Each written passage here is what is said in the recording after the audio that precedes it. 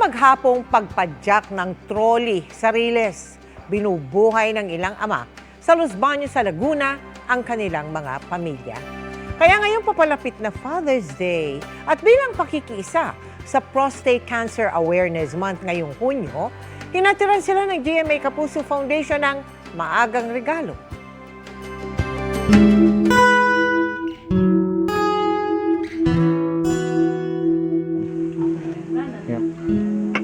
Maaga pa lang, naghahanda na si George para mamasada. Hindi sa kalsada, kundi sa mga rilis ng tren sa Sitio Pag-asa, Barangay San Antonio, Los Baños, sa Laguna. Hindi alintana ang pabago-bagong panahon, may mauwi lang sa pamilya. Pag naulan, dati masela ng katawan ko eh.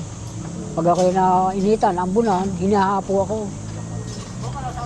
Nagtagal, nawala na rin. Nasanay na nasanay. Mga bata ko nga, dito ko nalang kinuha. Pag napasok, dito ko pambaon.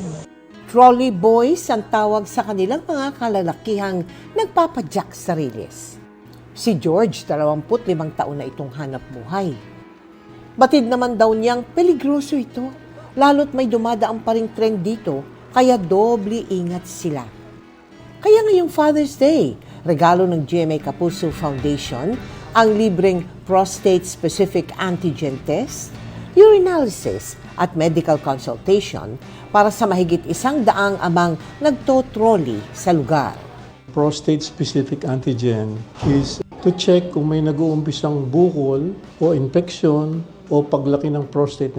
The earlier you get a prostate cancer o mahuli mo, mas nakaka-intervene ka. May psychosocial at mental health talk din kung saan tinalakay ang hamon at karanasan ng mga ama. Alam mo naman pag lalaki, minsan pinalalaki na parang hindi ka dapat nagpapakita ng nararamdaman, nalulungkot, naiiyak. Pero dito, dahil napapag-usapan, nakita nila na, okay lang pala yun. At mas maganda pa yun kaysa yung dinidibdib or tinatago. Binigyan din natin sila ng hygiene kits, pagkain at mga damit. Sa mga haligi ng tahanan, saludo kami sa inyong hindi matatawarang sipag at sakripisyo. Salamat, Kapuso! At sa mga nais namang makiisa sa aming mga proyekto, maaari po kayong magdeposito sa aming mga bank account o magpadala sa Cebuana Luwilier. Pwede ring online via GCash, Shopee, Lazada at Globe Rewards.